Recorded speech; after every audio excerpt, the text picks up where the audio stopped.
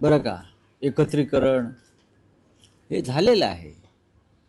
आता राजकीय युतीविषयी म्हणाला महानगरपालिकेतल्या, तर मुंबईसह इतर नाशिक, कल्याण डोंबिवली, ठाणे इकडल्या चर्चा जवळजवळ अंतिम टप्प्यात आल्या, काही ठिकाणी संपलेल्या आहेत. तरीही इतक्या मोठ्या महानगरपालिका आहेत, शेवटपर्यंत त्या यादीवर हात फिरवला जातो आणि त्या दृष्टीनं काम चालू आहे. 23 तारखेपासून मला वाटतं अर्ज भरण्याचं सुरुवात आहे. त्याच्या आधी 100% शिवसेना आणि महाराष्ट्र नवनिर्माण सेनेच्या युतीची घोषणा एकत्रितपणे धूमधडाक्यात वाजत गाजत केली जाईल. पण काही उद्या 23 तारीख आहे. ठीक आहे ना, होईल ना उद्या. 23 तारखेचा मुहूर्त आहे का? नाही, असा मुहूर्त काय काढलेला नाहीये. पण मी तुम्हाला कालही सांगितलं की हा एक नवीन प्रयोग आहे. राज आणि उद्धवजी यांचे पक्ष म्हणजे आमचे पक्ष एकत्र निवडणुका लढत आहेत. फक्त मुंबई नाही तर ठाणे आहे, मीरा भाईंदर आहे, कल्याण डोंबिवली आहे, नाशिक आहे. या सर्वत्र दोन्ही बाजूचे लोक यांनी चर्चा पूर्ण केली आणि त्याच्यावरती आता आज दिवसभरामध्ये शेवटचा हात फिरवला जाईल.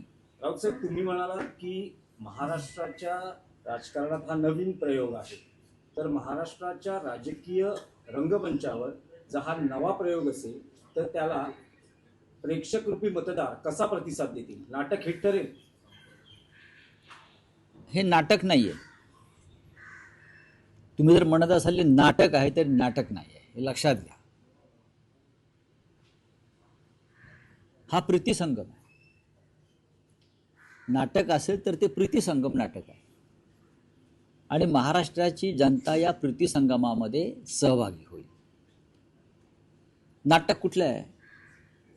काल नगरपालिका निवडणुकांचे निकाल लागले, ते नाटक आहे. ज्या पद्धतीनं जशी चांगल्या नाटकाची तिकीटं ही तिकीट खिडकीवर संपतात आणि काही नाटकाची तिकीटं मालक स्वतःच विकत घेऊन रिकाम्या थिएटरपुढे नाटकं करतात. म्हणजे आमचा शो हाऊसफुल. कालचा शो हाऊसफुल अजिबात नव्हता. प्रचंड पैसे खर्च करून तिकीटे विकत घेतली गेली, विकत दिली गेली आणि कालचा निकाल हा महाराष्ट्राच्या जनतेला पूर्णपणे माहीत आहे की कशात कोट्यावधी रुपये नगरपालिका नगरपंचायतीसाठी कोणी खर्च केले होते आतापर्यंत. आम्ही तरी पाहिलं नाही.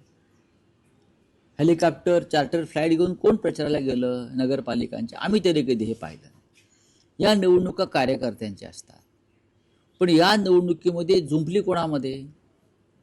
तर सत्ताधारी पक्षाच्या 3 गटातच भाजप विरुद्ध शिंदे गट, शिंदे गट विरुद्ध अजित पवार गट, या तिघांनी प्रचंड पैशाची उधळपट्टी केली. कोकण असेल, मराठवाडा असेल, उत्तर महाराष्ट्र असेल, कोट्यावधी रुपये आले कुठून, कसे आले, वाटले गेले, पकडले गेले. काय केलं निवडणूक आयोगानं?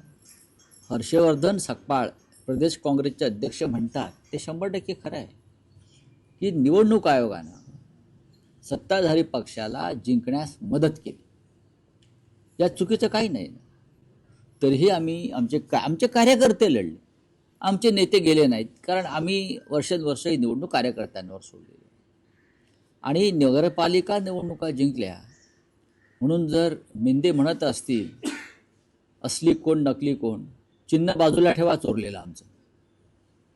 आमचं चोरलेलं चिन्ह अमित शहानी जे तुम्हाला दिलं आहे दरोडा टाकून, ते बाजूला ठेवा आणि निवडणुकीला उतरा. मग असली कोण नकली कोण याचा फैसला होईल. चोरलेला पक्ष, चोरलेल्या चिन्हावर तुम्ही आजही निवडणुका लढत आहे, लक्षात घ्या.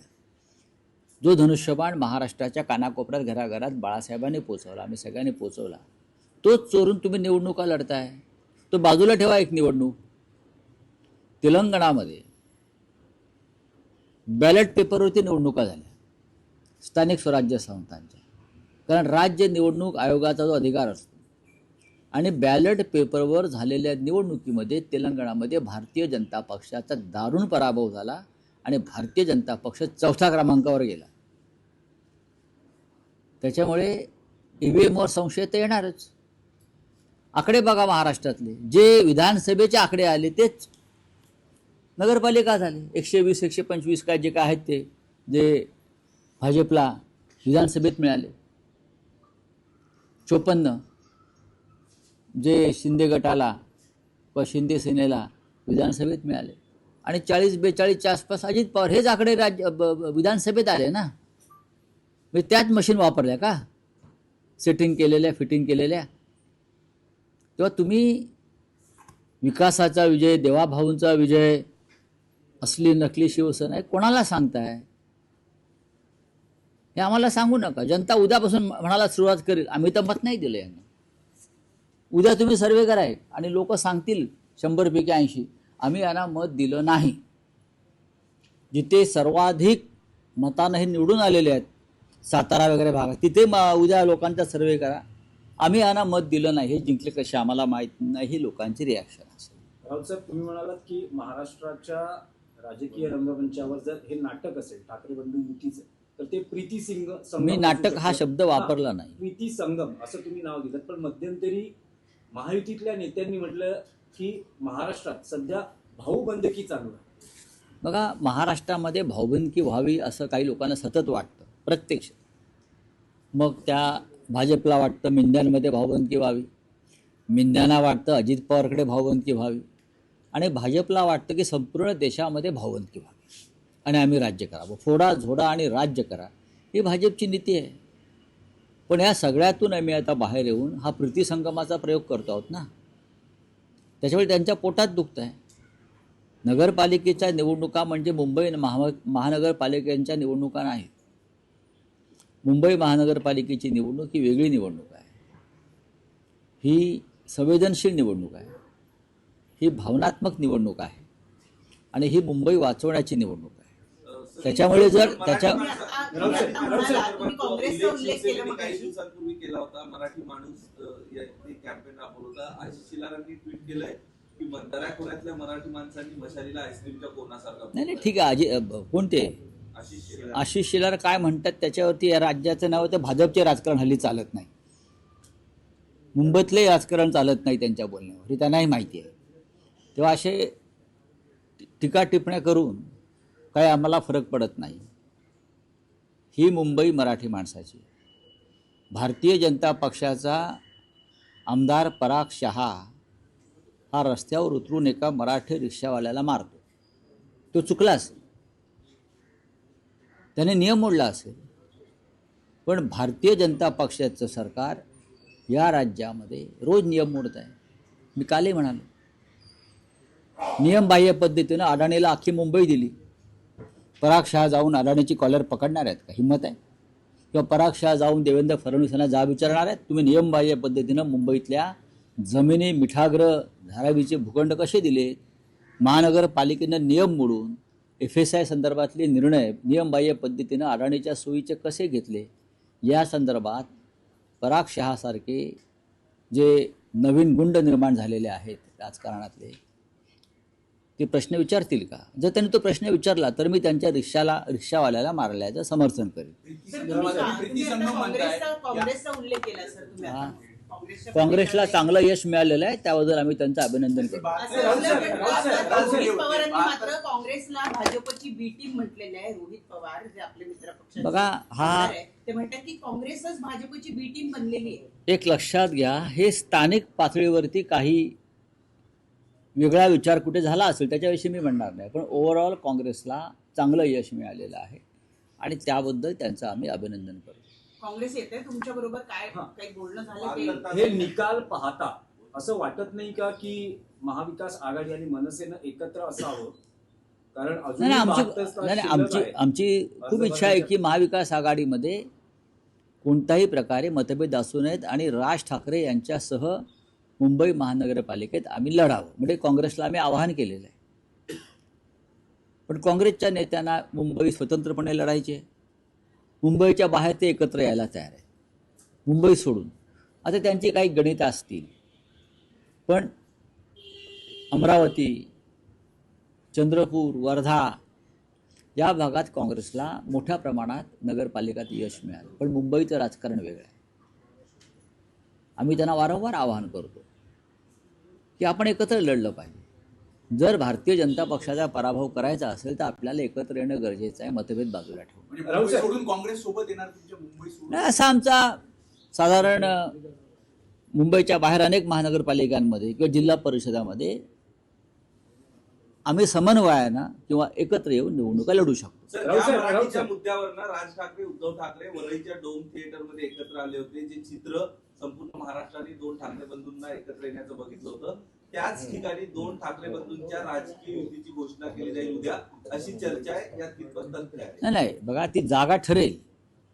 पण मी जे मगाशी म्हणाले की दणदणीत पद्धतीनं या युतीची घोषणा वाजत गाजत, गुलाल उधळत.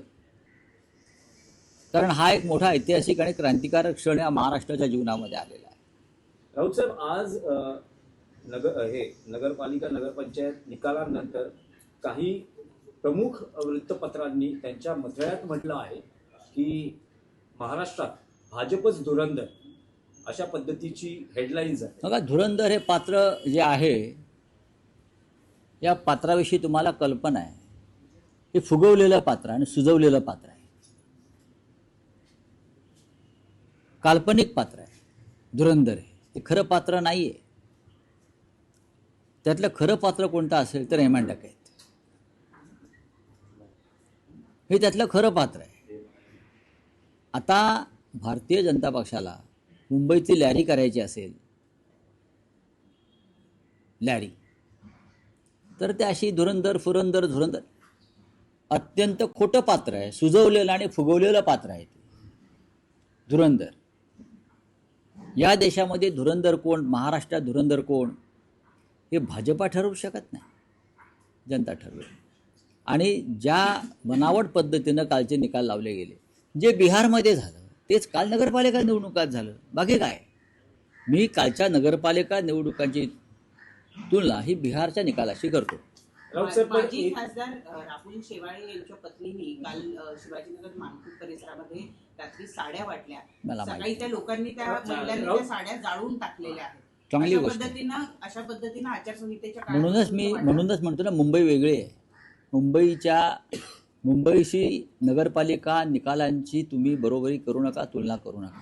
मुंबईची जनता वेगळी आहे. राऊत साहेब, या निवडणुकीत सातत्यानं एक आरोप प्रकर्षानं झाला की पैशांचं वाटप मोठ्या प्रमाणावर झालं. मग सत्तेतल्या काही नेत्यांनीच अशा पद्धतीचे आरोप केले, स्टिंग ऑपरेशन केली. आयोगानं काय निवडणूक केलं? आयोग मात्र आयोगानं काय केलं? स्तब्ध नाही. आयोग हा भारतीय जनता पक्षाचा किंवा मिंदे गटाचा हस्तक असल्यासारखा वागत होता. हस्तक.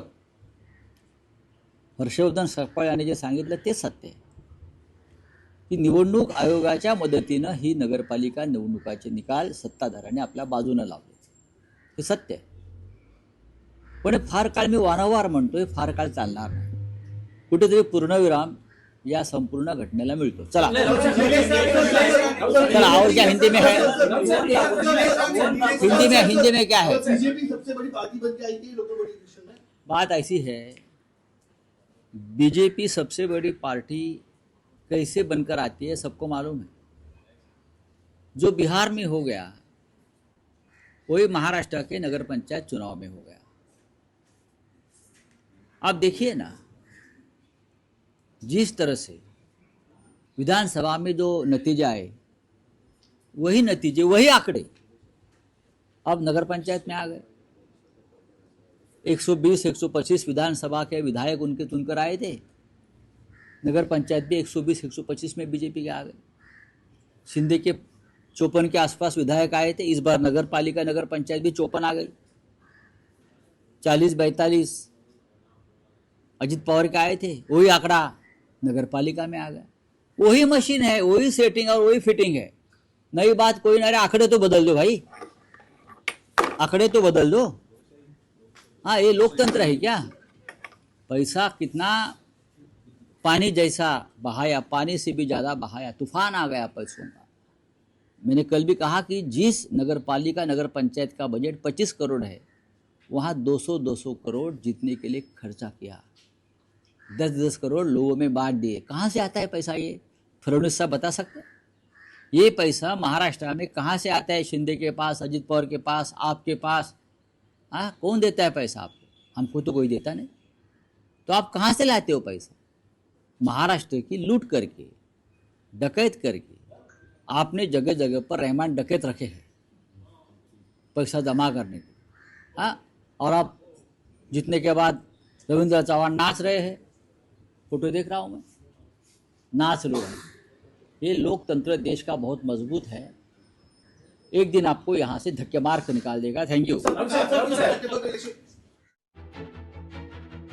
धुरंधर कोण असा सवाल या ठिकाणी उपस्थित करण्यात आलेला आहे। हे भाजप नाही, जनता ठरवेल असं संजय राऊत म्हणतात। धुरंधर हे फुगवलेलं, सुचवलेलं आणि सुचवलेलं खरं तर काल्पनिक पात्र आहे, हेही सांगायला राऊत या ठिकाणी विसरलेले नाहीये। तर काँग्रेसला मुंबईत स्वबळावर लढायचं आहे आणि त्याकरता आमच्या शुभेच्छा आहे, असं देखील राऊतांनी स्पष्टच केलं आहे।